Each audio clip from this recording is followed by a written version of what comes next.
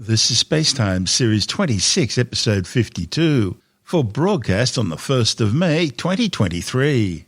Coming up on SpaceTime, solving the 60-year-old mystery of quasars, discovery of an embryonic exoplanet in a distant star system, and Japan fails in its attempt to land on the moon. All that and more coming up on SpaceTime. Welcome to SpaceTime with Stuart Gary.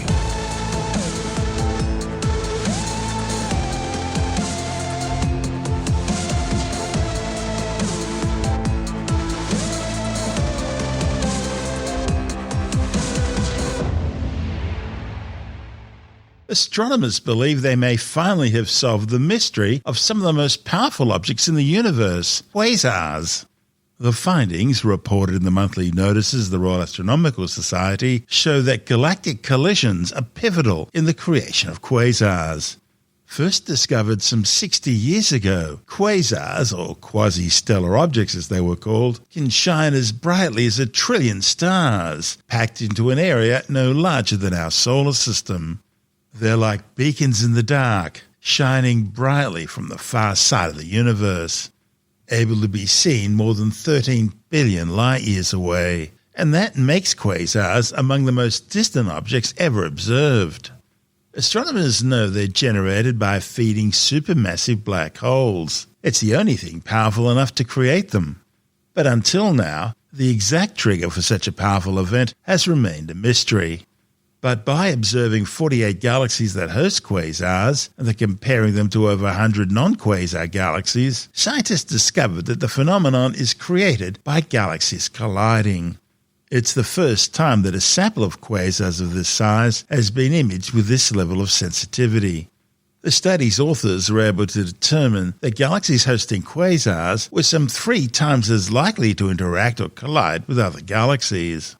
Most, if not all, galaxies have supermassive black holes at their centres, and they also contain substantial amounts of gas. But most of the time, the gas is orbiting at large distances from the galactic centre, out of the reach of the black holes. However, when 2 galaxies collide, gravitational forces push huge amounts of gas towards the supermassive black holes at the centre of the remnant galaxy system created from the collision. And this forms an accretion disk around the black hole, where matter is crushed and torn apart, in the process releasing huge amounts of energy before eventually passing beyond the event horizon, a sort of point of no return, beyond which matter falls forever towards the black hole's singularity. The energy released by material ripped apart spans the entire electromagnetic spectrum and results in quasars shooting out into deep space. The galactic collisions were discovered when researchers using deep imaging observations from the Isaac Newton telescope in La Palma observed the presence of distorted structures in the outer regions of galaxies that are home to quasars. The ignition of a quasar can have dramatic consequences for the entire galaxy. It can trigger star formation in nearby gas clouds, but it can also drive gas out of the galaxy, preventing it from forming new stars for billions of years. The studies provided astronomers with a significant step forward in their understanding of how these powerful objects are triggered and fueled. One of the study's authors, Clive Tedhunter from the University of Sheffield, says quasars are one of the most extreme phenomena in the universe, and what astronomers are seeing in these events is likely to also represent the future for our own galaxy, the Milky Way, when it collides with a much larger Andromeda galaxy in about 4 or 5 billion years from now. This is SpaceTime. Still to come, discovery of an embryonic exoplanet in a distant star system, and Japan fails in its attempt to land a spacecraft on the moon. All that and more still to come on SpaceTime.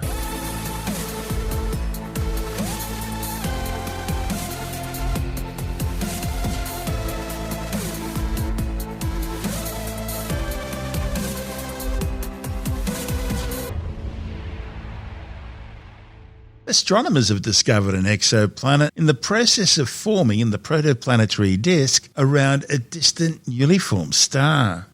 The findings, reported in the monthly notices of the Royal Astronomical Society, show this newly created embryonic world forming in the outskirts of a star system known as HD 169142, located some 350 light-years away. The images were captured by the SPHERE instrument on the European Southern Observatory's Very Large Telescope, the VLT, located in Chile.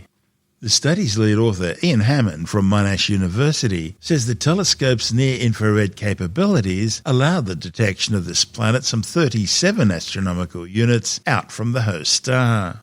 An astronomical unit is the average distance between the Sun and the Earth, about 150 million kilometres or 8.3 light minutes.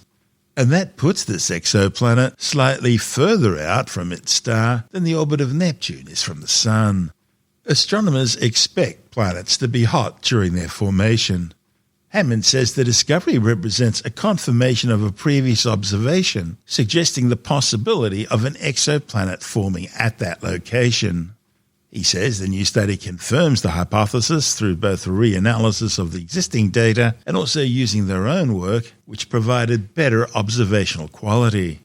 So far, only 2 other exoplanets have been imaged during their formation, PDS 70D and C, both of which were in the PDS 70 star system.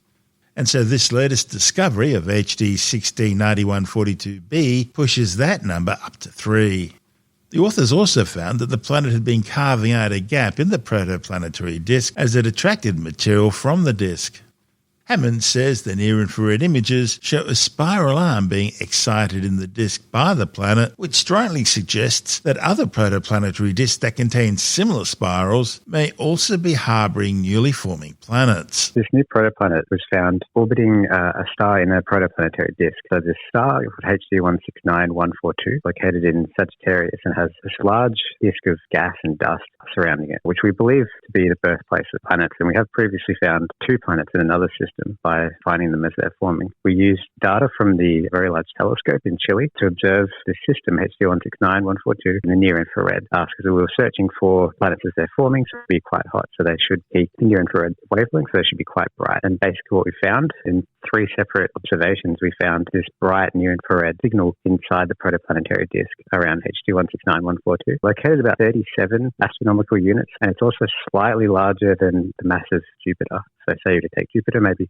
double its size. What do we know about the host star? So the host star it's quite different from our Sun. It's roughly about 1.8 times its size. So it's quite a large and quite a bright star. So what, a white star? Yeah. It's not on the main sequence yet. So this is sort of a star that has essentially formed and started burning hydrogen, but it's still in phase where it's only about 6 million years old. So it still has a lot of material orbiting it that was sort of used to form this solar system. Yeah, so one of the reasons that we want to observe planets as they're in the middle of their formation is we want to understand exactly how planets form, because we still don't quite exactly know. And there's essentially 2 main theories for how planets can form. So one of them is that everything sort of starts as small, what we call dust grains, like grains of like silicates, rocks and metal. And they start off very, very small. And in the protoplanetary disk phase, all these small grains gradually collide with each other and sort of stick together and eventually grow into larger and larger bodies until eventually forming what's called planetesimals, which we still have some left over in the solar system as asteroids. But then these planetesimals can keep growing into planets, into fully formed planets like Earth. And then the other way this could happen, or the other way we could get planets, is through a process called gravitational instability, which is where the gas in the protoplanetary disk sort of collapses to form a large gaseous planet. So there's sort of 2 main ways to make planets. The sort of the problem that we have at the moment in our field is that planets are formed very, very quickly. So the process of core accretion, where small grains gradually grow into larger and larger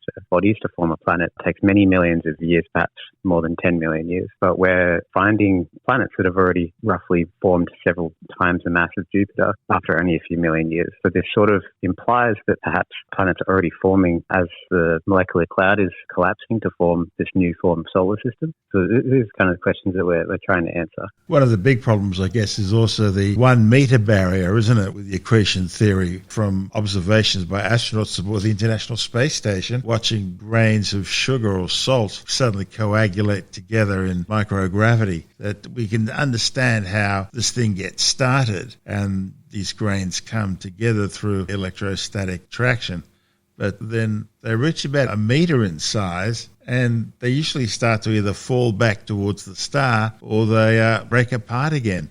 So we've still got this metre barrier to get through. Yeah, so that's very true. The metre-sized barrier is a major problem where the grains get to a certain size and then drift towards the star. Although our observations have sort of indicated that we are still finding these kind of large grains in orbit around their star that haven't drifted in. And there is a few sort of processes that can stop these large grains from drifting inwards. One of them, for example, is a planet can essentially in orbit and can sort of gravitationally interact with these grains and prevent them from drifting inwards is one idea. But this is still quite an active field of research. With the other approach, where planets condense directly out of the protoplanetary disk, that helps explain the big planets like Jupiter and Saturn, but does it also explain smaller rocky worlds? That method doesn't give you a small planet such as the rocky ones that we have in our solar system, which don't have such a large gaseous atmosphere like Jupiter and Saturn. So there needs to be sort of a different formation mechanism for those, which sort of early observations have indicated that there's a large reservoir of grains quite close to the star, within about 5 AU around various stars. We're still sort of limited by instruments at the time, but yes, we definitely can't form rocky planets through that method. It's only the large gaseous ones. That would suggest two different planetary formation methods, depending on the size of the planets. How does that tally with what we see in the universe? Roughly. So our exoplanet surveys, such as the ones with Kepler, sort of show that there's a large diversity of planets, which is significantly different to our own solar system. We know that we can get rocky planets quite close to their host star. We can get gaseous planets also quite close to their host star. But with direct imaging, we've found that we can find planets actually much further away from their star, such as the one where we detect in HD 169142. And also observations with radio interferometers have found planets that could be even up to 200 astronomical units from their star. This was likely sort of just still multiple Jupiter-mass planets, which really makes you question how did they get there and what's possible to happen in the universe and what kind of sort of tapestry of planets is there. We originally had one solar system as a model, our own. When we started looking beyond our solar system and we started discovering other solar systems, we very quickly found out that our solar system, well, it's not typical. That must have been a shock. Yeah, that's very, very true. So far with transit and radial velocity techniques, we've found that planets can be much closer to their star, gaseous planets can be much closer to their star, and then in protoplanetary disks, planets can form much, much further away from their star. And it's sort of rewritten what we thought solar systems could look like, which is very exciting. It confirmed the planetary migration model for a start, but also it must raise questions as to whether or not you're seeing gas giants close to stars simply because they're easier to see close to stars. Yeah, so there's two observational biases there. So with transit and radial velocity techniques, it's easy to find planets close to their star, whereas with directly imaging them when they're in their formation phase in a protoplanetary disk, it's easier to find these large gaseous planets that are quite far from their star. So these two techniques sort of have their own observational biases, but it's also helped us avoid assuming planets can only form one way or the other, or be in one location in their solar system or the other. So they really complement each other. That's Ian Hammond from Monash University. And this is SpaceTime. Still to come, Japan fails in its attempt to land on the moon, and later in the science report, growing evidence for the possibility of a new El Niño event in coming months. All that and more still to come on SpaceTime.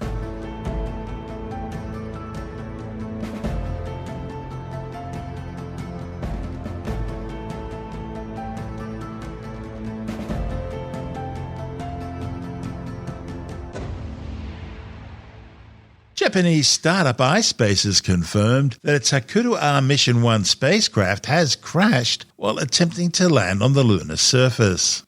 Communications with the tiny probe were lost during the descent phase of the mission. Mission managers say the 340-kilogram lander probably experienced a hard touchdown as it hit the lunar surface. Company says its engineers are now working to determine why the landing failed. That data will be used in the development of the company's next lunar lander, Mission 2, which is still proceeding at this stage and should launch next year. The Hakuto-R Mission 1 spacecraft is named after a moon-dwelling white rabbit from Japanese folklore. It was launched on December the 11th aboard a Falcon 9 rocket from the United States Space Force Cape Canaveral Spaceport in Florida. The mission was carrying payloads for several countries, including a 10-kilogram rover developed by the United Arab Emirates. So far, only the United States, the former Soviet Union, and China have successfully landed spacecraft on the lunar surface. Back in April 2019, an Israeli lander failed in its attempt, and in 2016, an Indian lander also crashed onto the surface. Currently, two American companies, Astrobotic and Intuitive Machines, are planning their own lunar landing attempts later this year. We'll keep you informed. This is SpaceTime.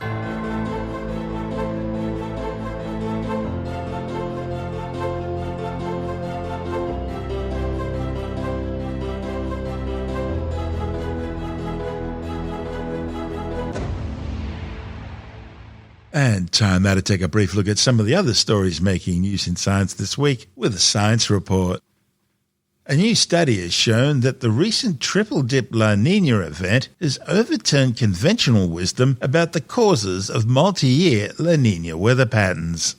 A report to the European Geosciences Union General Assembly suggests there was an unusual trigger for the weather phenomenon.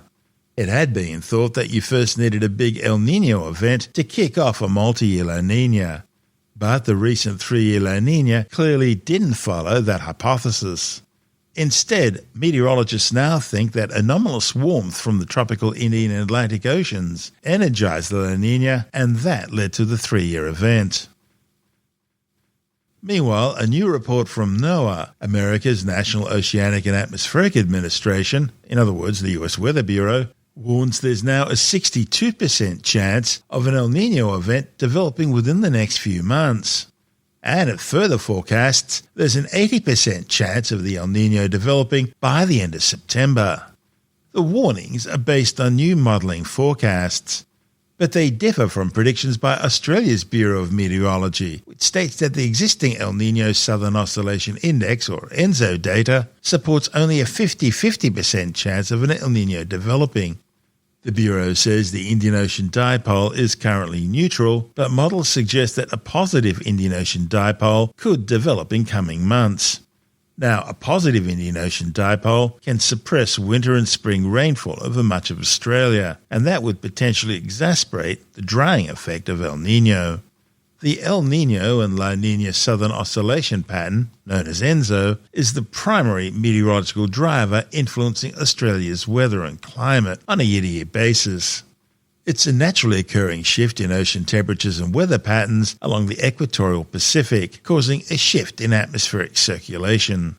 Now, these weather cycles can operate over timescales ranging from as little as 1 up to 8 years.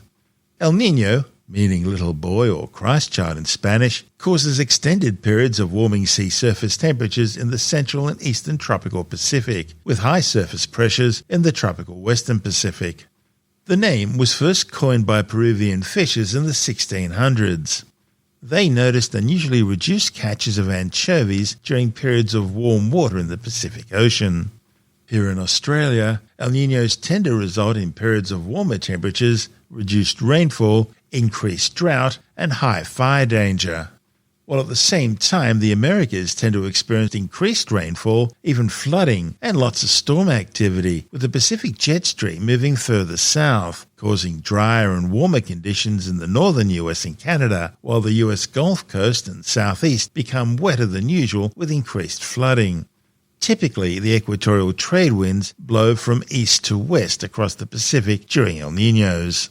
Meanwhile, El Niño's counterpart, La Nina, or Little Girl, is associated with low surface pressure and extended periods of cooling sea surface temperatures in the central and eastern tropical Pacific. There are also persistent southeasterly to northwesterly winds, strengthening in tropical and equatorial latitudes, with clouds shifting west across the Pacific closer to Australia. La Nina results in increased rainfall and flooding across eastern and central Australia, with more storm and tropical cyclone activity likely. And there's a weakening or even reversal of the prevailing trade winds, pushing more warm water towards Australian shores. La Nina can also lead to a more severe American hurricane season. Meanwhile, the colder eastern Pacific waters are pushing the jet stream further north, bringing more drought conditions to the southern US and heavy rains and flooding to the Pacific Northwest and Canada.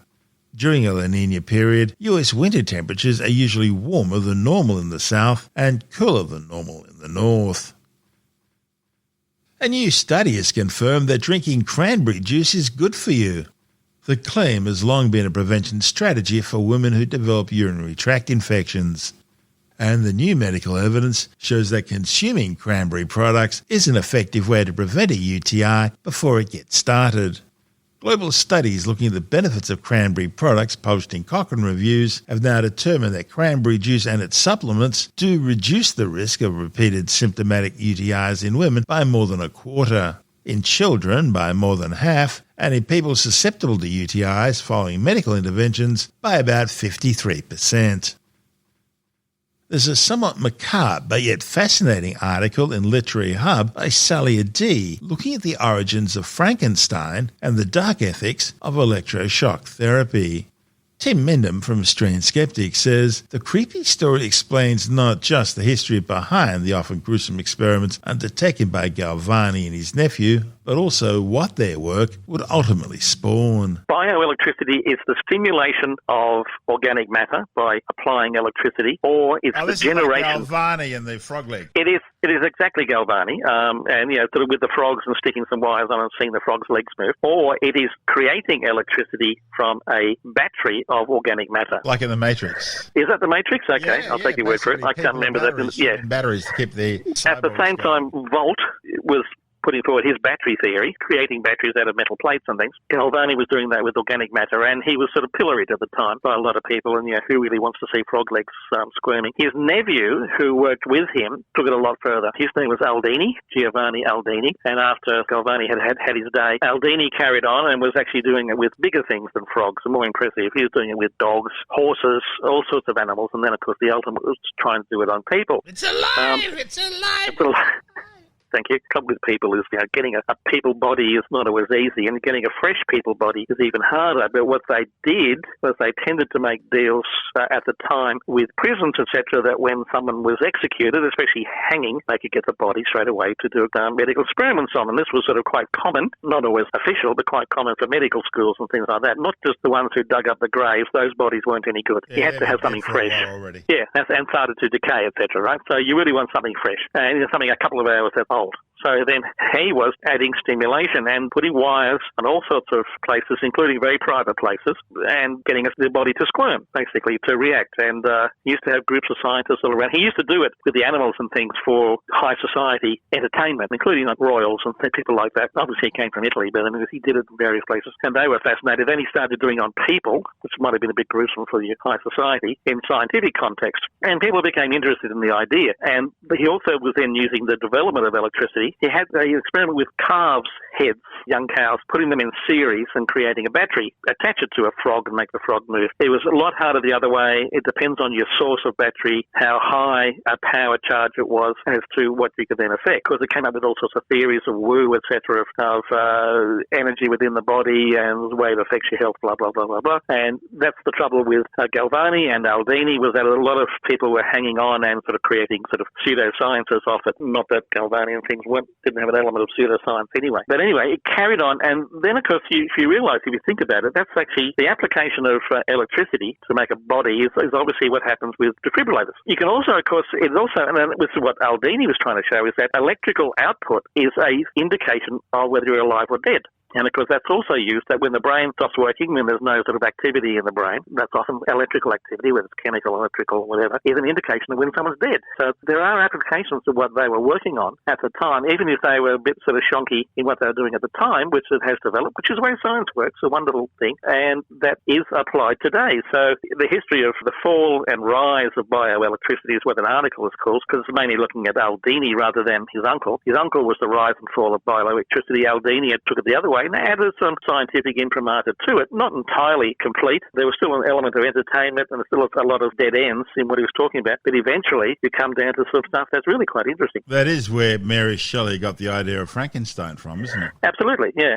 I mean, and vitalism came out of that, about the energy within the human body, and it leads on to all sort of pseudosciences and naturopathy and all sort of areas of that, the vital elements of the body, the energy, Reiki, all sorts of these things which are definitely pseudo, come out of this idea that the human body has all these energies within it, which either can be stimulated or used as a source, and that leads on. But poor old Aldini got sort of wrapped up in this and got carried away with all the woo merchants of this stuff. Well, for a while, he had a lot of scientific credibility.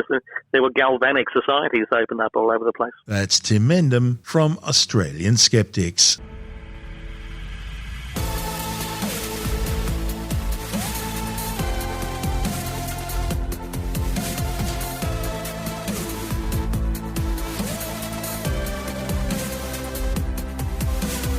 And that's the show for now. SpaceTime is available every Monday, Wednesday and Friday through Apple Podcasts, iTunes, Stitcher, Google Podcast, Pocket Casts, Spotify, Acast, Amazon Music, Bytes.com, SoundCloud, YouTube, your favourite podcast download provider, and from spacetimewithstuartgary.com. SpaceTime's also broadcast through the National Science Foundation on Science Zone Radio and on both iHeartRadio and TuneIn Radio. And you can help to support our show by visiting the SpaceTime store for a range of promotional merchandising goodies, or by becoming a SpaceTime patron, which gives you access to triple-episode commercial-free versions of the show, as well as lots of bonus audio content which doesn't go to air, access to our exclusive Facebook group, and other rewards. Just go to spacetimewithstuartgary.com for full details. And if you want more space time, please check out our blog, where you'll find all the stuff we couldn't fit in the show, as well as heaps of images, news stories, loads of videos, and things on the web I find interesting or amusing. Just go to spacetimewithstuartgary.tumblr.com. That's all one word, and that's Tumblr without the E. You can also follow us through @StuartGary on Twitter, @SpaceTimeWithStuartGary on Instagram, through our SpaceTime YouTube channel, and on Facebook, just go to facebook.com/SpaceTime with Stuart Gary. And SpaceTime is brought to you in collaboration with Australian Sky and Telescope magazine, your window on the universe. You've been listening to SpaceTime with Stuart Gary. This has been another quality podcast production from Bytes.com.